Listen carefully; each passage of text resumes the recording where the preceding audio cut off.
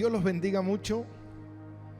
En esta oportunidad tenemos el privilegio de poder llegar a ustedes a través de estos medios. Queremos saludar a todas las personas que están ahí del otro lado, a través de YouTube, a través de Facebook, a todas las personas que nos están siguiendo de diferentes rincones, de diferentes lugares.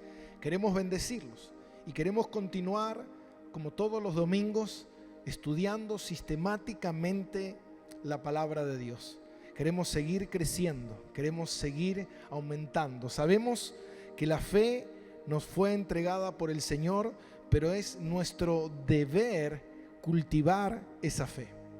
Y en este estudio número 82 del libro de los Hechos, ya casi estamos llegando al final de los primeros 30 años de la iglesia, algo que el Señor dejó plasmado en este libro narrativo, el libro de los Hechos. Ya pudimos ver lo que sucedió con Pedro, con los apóstoles, la venida del Espíritu Santo, y ahora estamos viendo los últimos sucesos de Pablo, un hombre sumamente importante para la iglesia, uno de los teólogos más importantes que dejó el 70% del Nuevo Testamento con las Escrituras, ¿no? Y yo titulé este mensaje La inagotable acusación contra Pablo.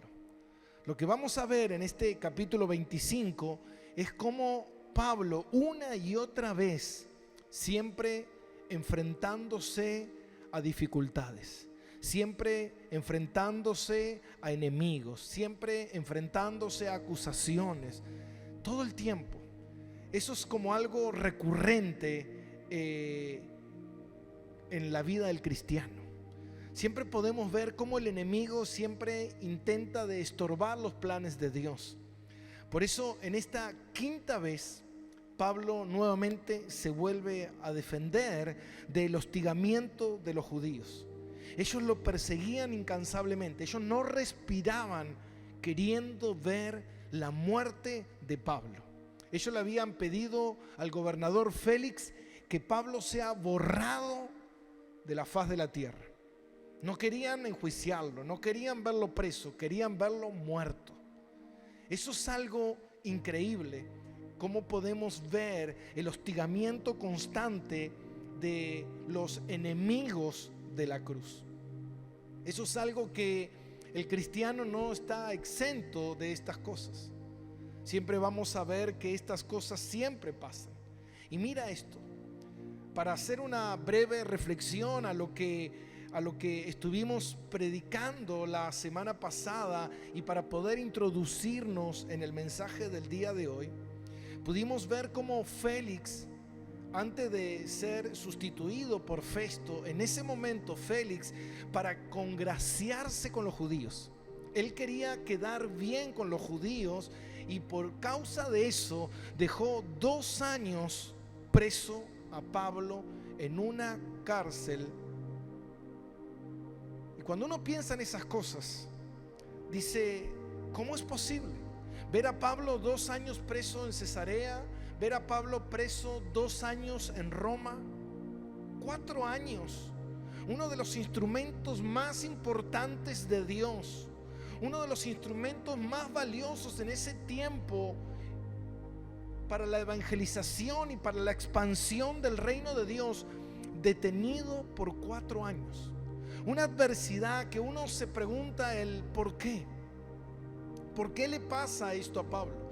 ¿Por qué Dios permite estas cosas? Muchas veces la gente me ha llegado con esa pregunta. Muchas veces la gente me preguntó, pastor, ¿por qué estas cosas suceden? ¿Por qué las cosas pasan de esa manera? ¿Por qué las cosas no son de otra manera? ¿Cómo puede ser esto posible? Y cuando nosotros vemos y leemos y aprendemos de la palabra de Dios, que es útil para corregirnos, para edificarnos, para santificarnos, como dijo el Señor, Padre, santifícalos en tu palabra, porque tu palabra es verdad. Cuando nosotros podemos ver eso, y mira, dice la palabra de Dios en 2 de Timoteo 3:12, todo aquel que quiera vivir piadosamente en Cristo sufrirá persecución. Esto no es algo nuevo. Esto fue anunciado por el Señor. El Señor dijo: en el mundo tendréis aflicción, pero confiad, yo he vencido al mundo. Muchas veces hay una distorsión en nuestra manera en que nosotros vemos las cosas. Y cuando yo analizaba este mensaje y cuando estudiaba esta palabra, yo decía: ¿cómo necesitamos un cambio de mente? Un cambio de chip. Necesitamos cambiar ciertas cosas a relación de cómo nosotros vemos a Dios, a cómo nosotros entendemos las cosas de Dios, porque si no vamos a pasar toda una vida padeciendo y sufriendo, luchando contra Dios, porque no aceptamos las cosas que Dios ha establecido.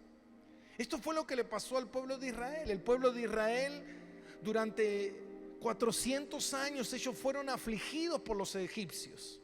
Y ellos clamaron a Dios por libertad. Cuando Dios los libertó, Dios tenía un propósito, Dios tenía un plan.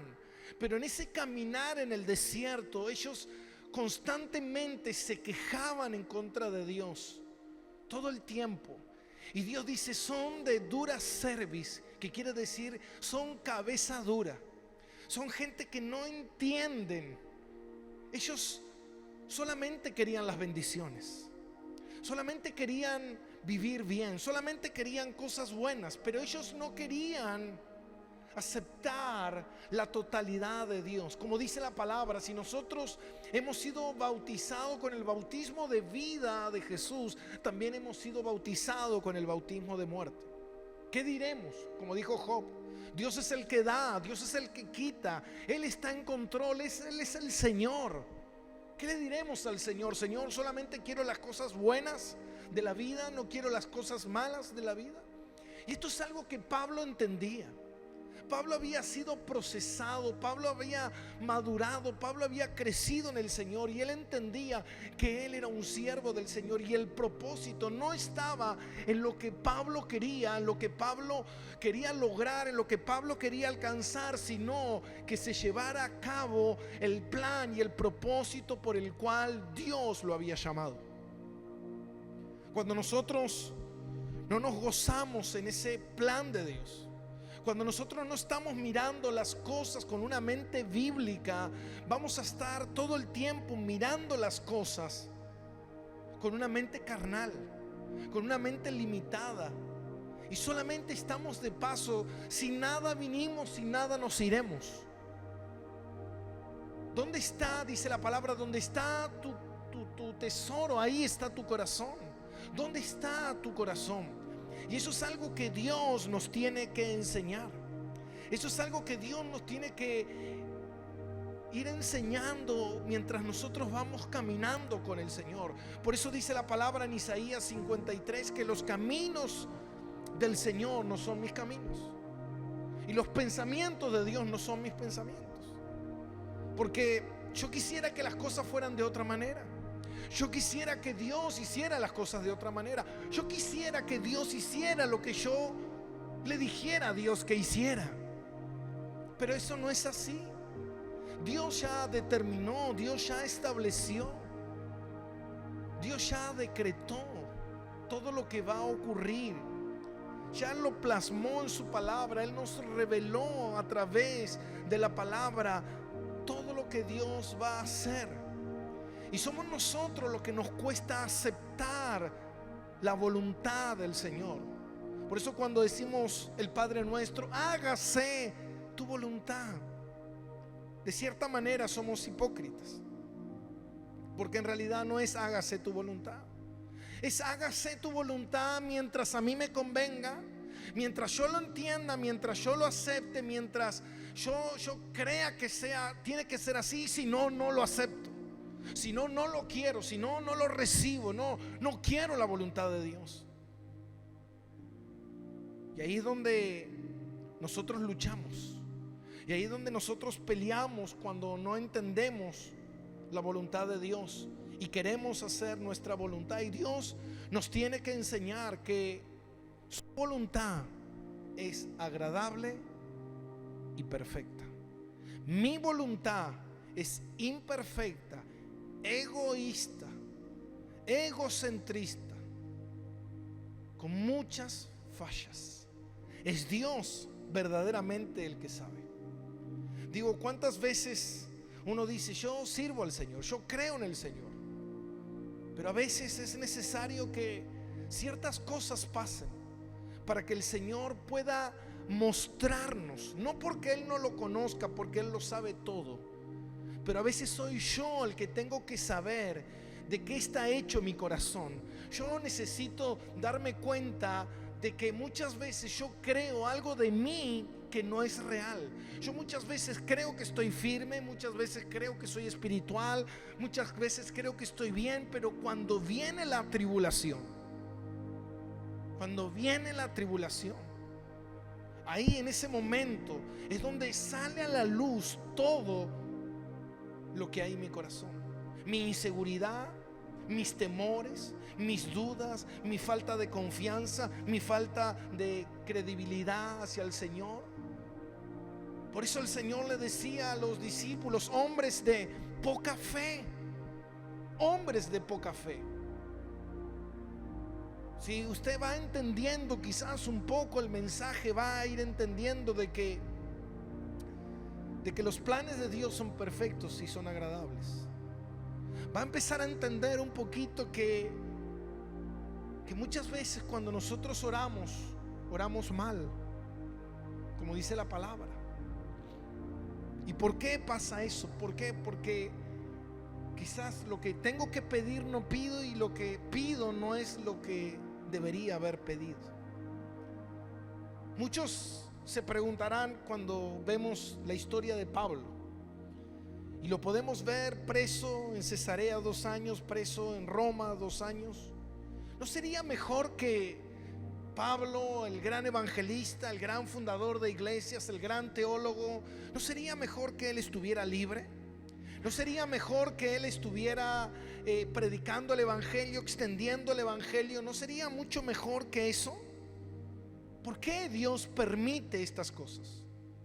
Y esa es la pregunta recurrente que muchas veces el cristiano se hace. ¿Por qué? ¿Por qué? ¿Por qué? ¿Por qué? ¿Por qué pasa esto? ¿Por qué suceden estas cosas? ¿Por qué las cosas no son de otra manera? Y estamos todo el tiempo peleando y tirando con Dios por falta de comprensión, por falta de fe, por falta de aceptación. Y nosotros somos personas que constantemente vemos todas las cosas horizontalmente y no verticalmente. Nuestra visión es horizontal, es hasta dónde me extenderé, hacia la derecha, hacia la izquierda, todas las cosas que alcanzaré, pero todas esas cosas están mayormente ligadas a lo terrenal, al bienestar, a lo que a mí me deleita la carne, los placeres, lo que a mí me hace sentir mejor, lo que a mí me hace sentir más seguro. Muchas veces la gente ha venido a consejería y me ha dicho: ¿por qué, pastor, yo le pido a Dios que Dios me prospere, y por qué Dios no me prospera? Y no se trata de prosperidad, sino se trata de si has crecido y has confiado, porque Dios no te va a prosperar para que tu confianza cada día esté más en el dinero y no en el Señor. Si el Señor conoce tu corazón, como decía Charles Spurgeon, si existiera un mejor lugar en el cual Dios me quisiera llevar, ya Dios me hubiese llevado, porque Dios me ama. Dios me ama más que a mí mismo. Yo soy un ser destructivo. Yo soy un ser que me destruyo. Dios es un Dios que me defiende. Dios es un Dios que me ama. Dios es un Dios que me cuida. Dios es un Dios que me edifica. Dios es un Dios que me hace crecer. Dios es un Dios que trabaja constantemente en mí, no dándome lo que yo deseo, sino dándome lo que yo necesito para comprender lo que todavía no comprendo.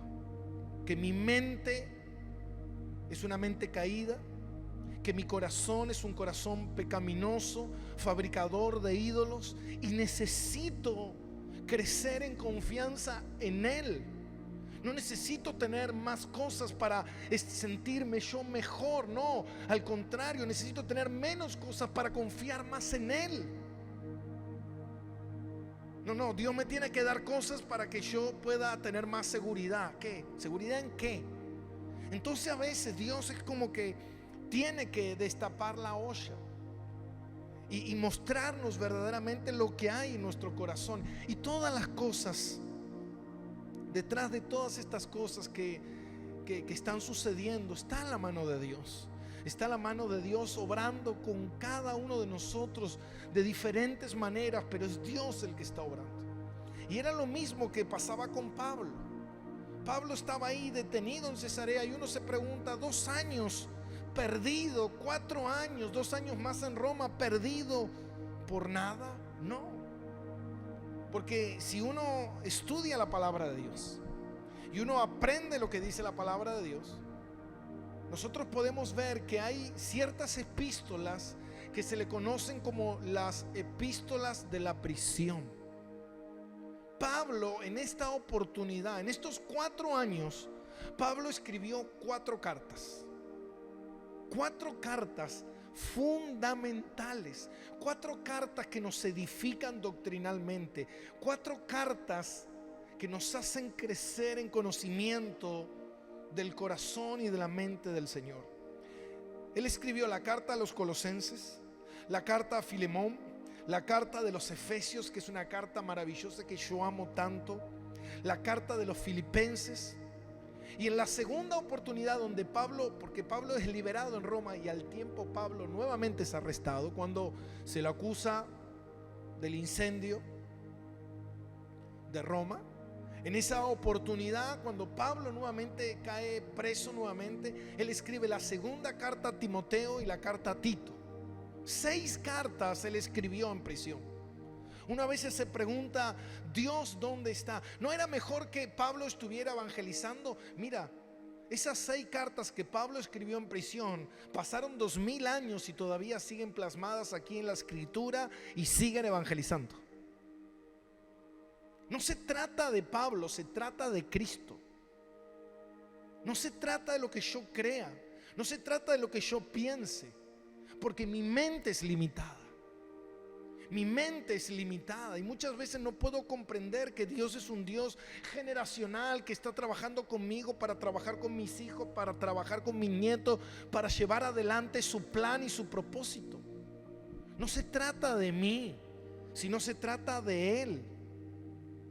Y es importante entender esto porque no solamente pasó con Pablo, porque si nosotros pudiéramos hablar del tiempo moderno, pudiéramos hablar de Sean Beauchamp, uno de los grandes predicadores, que él estuvo 11 años preso por causa del evangelio, y él escribió en esa prisión, entre todos los escritos que él hizo, él escribió uno de los libros que fue, después de la Biblia, fue el segundo libro más vendido en la historia, que es El progreso del peregrino. Un libro extraordinario, un libro que se han hecho películas, pero él lo pudo escribir en esa profundidad, en esa soledad, en esa prisión. Y uno pensaría, diría, ¿de una prisión puede salir algo bueno? Por eso Pablo decía, yo puedo estar en cadenas, pero la palabra de Dios no está en cadenas. Si nosotros podemos recordar, yo les compartía sobre lo que dice Deuteronomio, y los llevé al desierto y los hice pasar hambre y los hice afligirse para probarlos, para ver lo que había en su corazón. Wow, un Dios que aflige, un Dios que hace pasar por hambre al pueblo, sí, para que la gente se dé cuenta que no solo de pan vive la gente, sino de la palabra de Dios.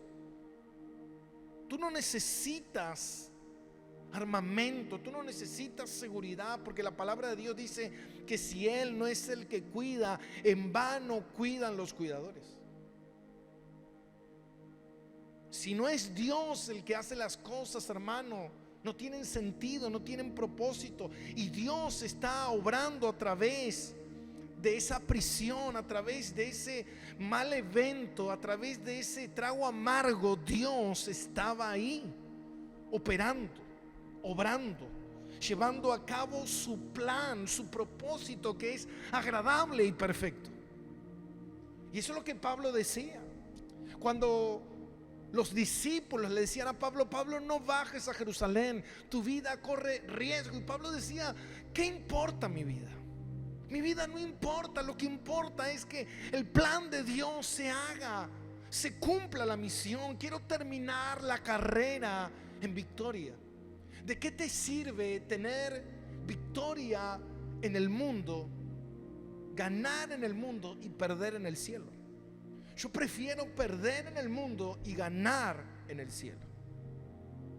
Hay mucha gente que quiere tener victoria. Si tú miras los sucesos, el mismo Jesús muriendo crucificado como malhechor, uno lo mirara desde la vista o desde el pensamiento terrenal, y uno diría: esto es un fracaso. Los apóstoles fracasaron, Jesús fracasó, los profetas, como decía Esteban en el capítulo 7 del libro de Hechos, que le dijo a los judíos: ustedes se ocuparon de matar a todos los que anunciaban que el Mesías venía. Por más que uno pueda ver esto y diga: parece que esto no tiene un buen final. Lo que pasa es que nosotros creemos que la película gira alrededor nuestro y que empieza en nosotros y termina en nosotros, y no es así. La película empezó cuando Dios puso al hombre en el huerto del Edén y termina cuando Cristo viene por su iglesia. Esa es la película. Y si nosotros no podemos ver la película completa, siempre nos van a faltar pedazos, siempre nos van a faltar cosas, y no nos van a cerrar los sucesos, y no nos vamos a entender, porque no se trata. Yo muchas veces me he encontrado en esa situación de el por qué, el para qué. ¿Qué está ocurriendo, Señor? No hay otra cosa, no puedo hacer otra. Pero mira, después, con el tiempo, me he dado cuenta que el Señor es el mejor cirujano del mundo, y que Él sabe cómo extirpar cada tumor de mi corazón y de mi mente. Él sabe cómo hacer esas cirugías que me van a ayudar a crecer en confianza en el Señor.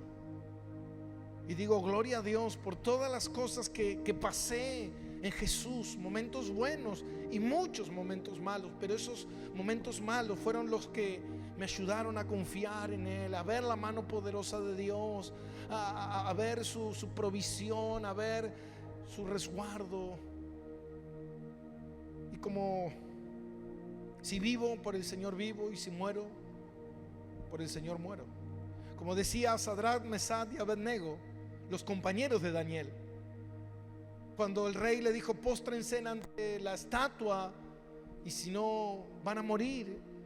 Ellos dijeron: mira, puede ser que Dios nos salve, pero si Dios no nos salva, tampoco nos postraremos, porque Él sigue siendo Dios, en Él sigo confiando. Y ese es el concepto de este mensaje en esta mañana, de poder entender esto, de poder entender que Dios está en control y que en Él confío, aunque muchas veces pareciera que las cosas no salen como uno quiere o como uno piensa. Pero ahí está la fe, ahí está la confianza. Yo confío en Él.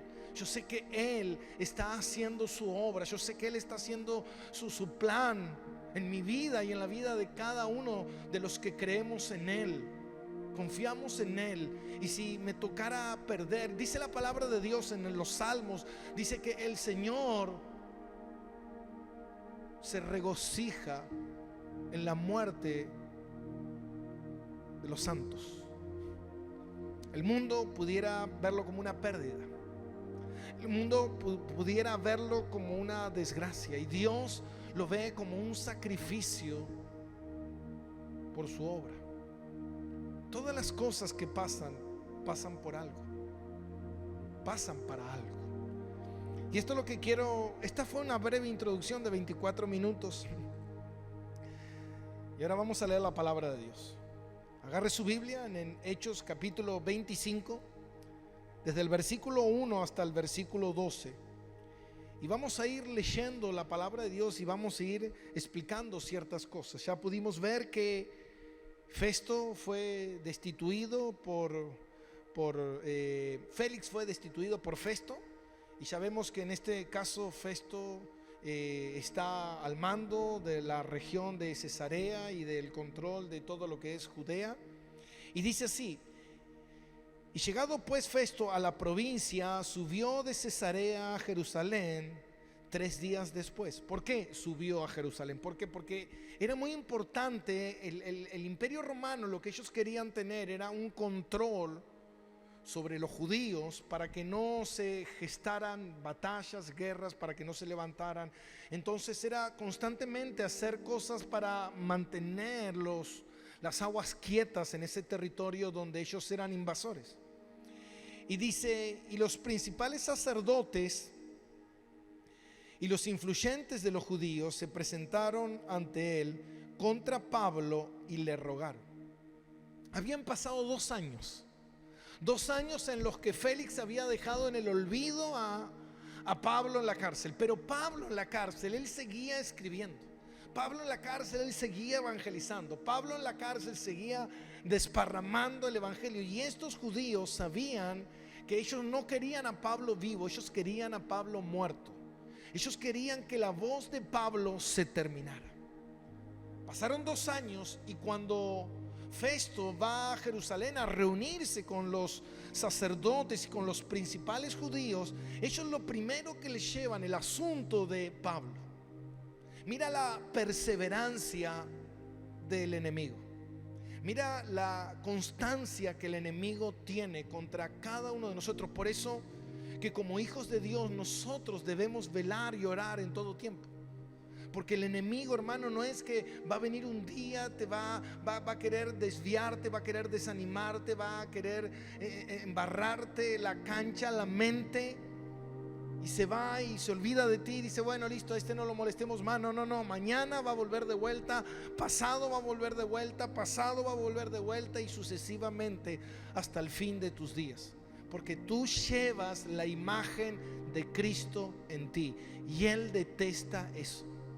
Él detesta esa imagen de Jesús en tu vida, radiando.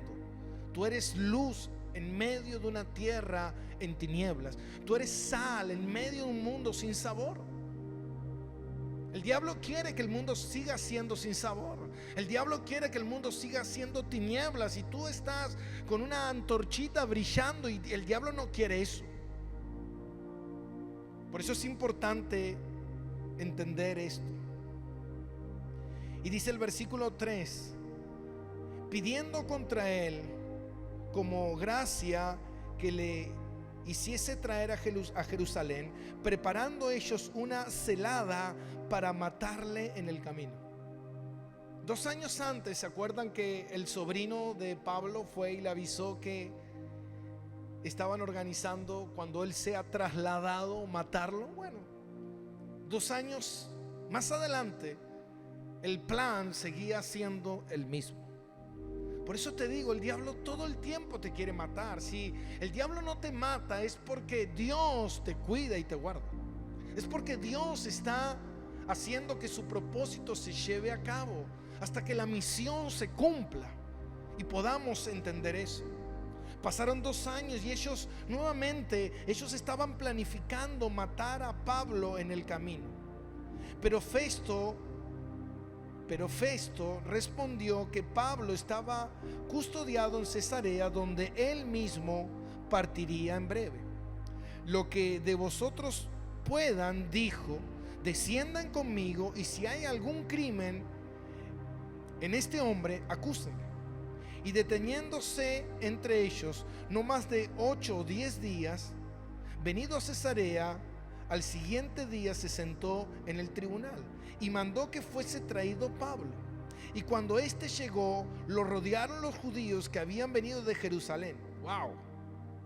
Eran persistentes, no se cansaban de acusarlo, no se cansaban. Ellos querían buscar la manera.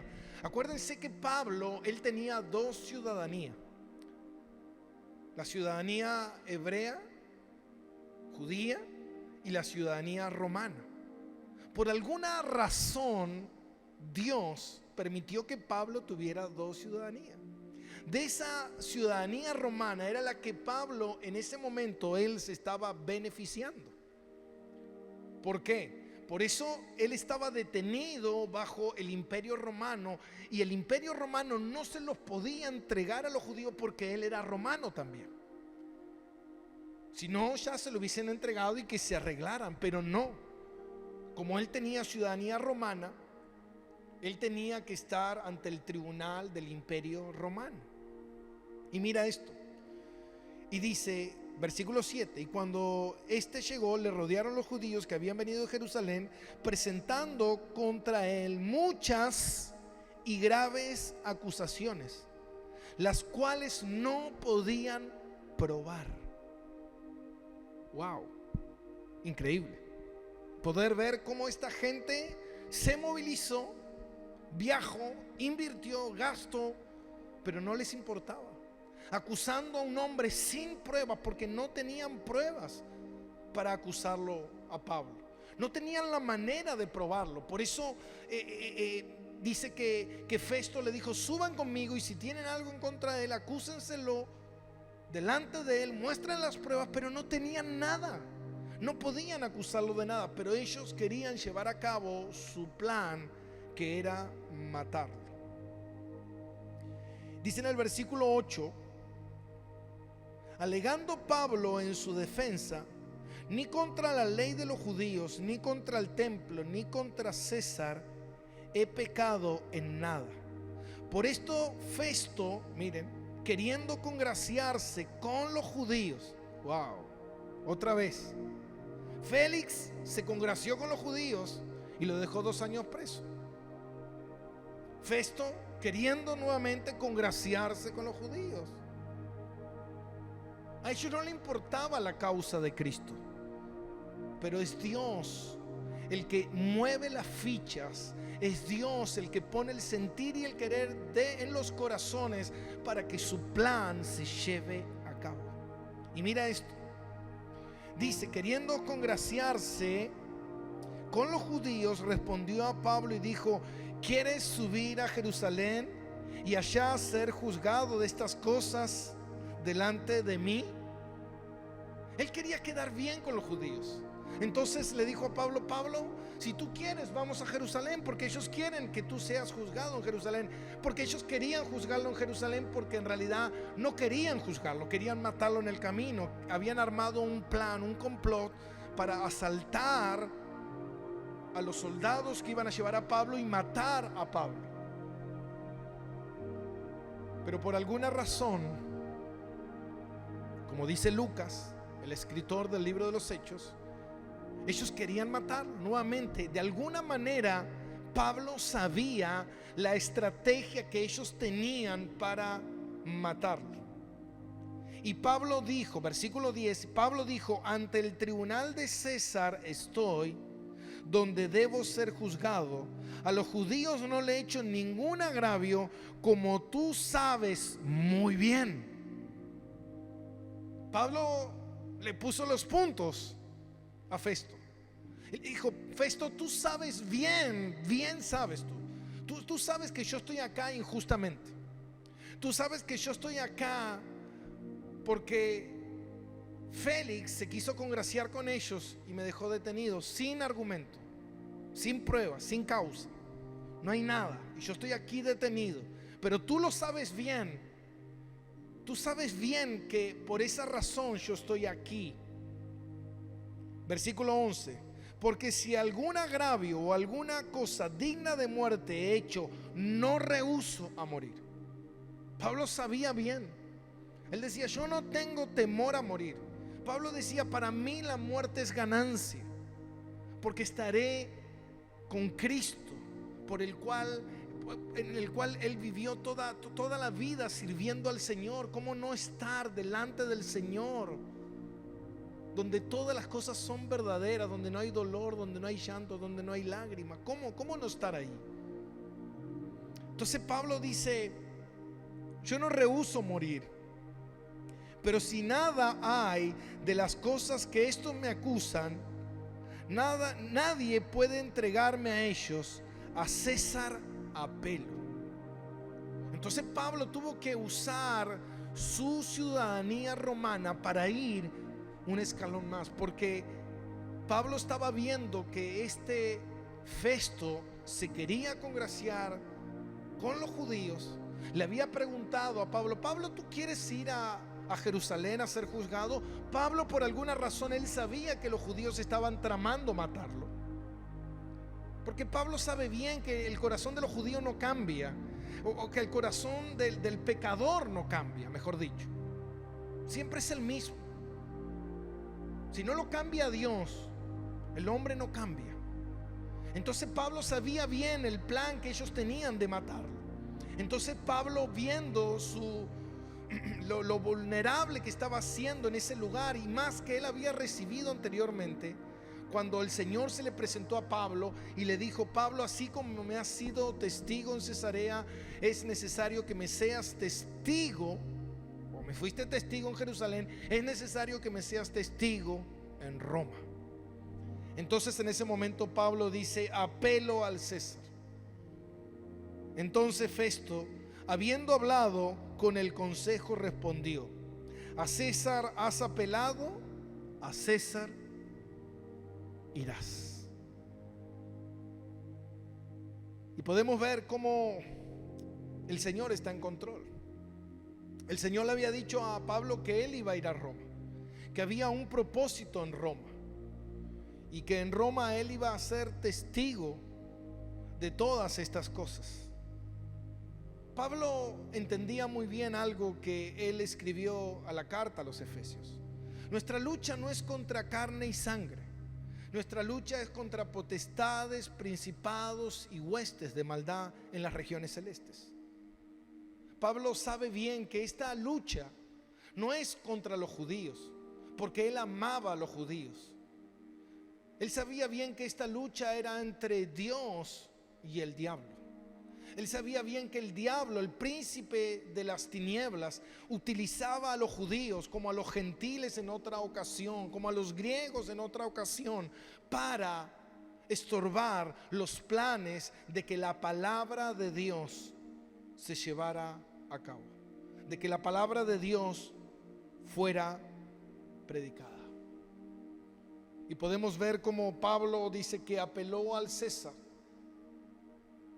Y Festo le dijo: a César has apelado, a César irás. Muchos se preguntarán: ¿cuántas luchas las de Pablo?